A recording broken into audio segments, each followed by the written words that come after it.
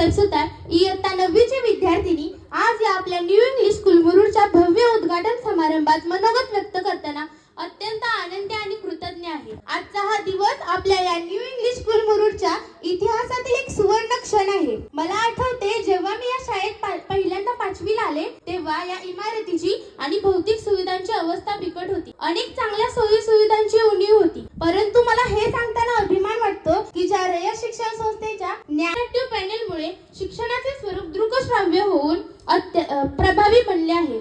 शाळेच्या बोलक्या भिंतीत ज्ञानाची खुली पुस्तके बनली आहेत। या शाळेचे एक विद्यार्थिनी म्हणून ही प्रगती पाहून माझा ऊर अभिमानाने भरून येतो। आता आमच्या वर्गांमध्ये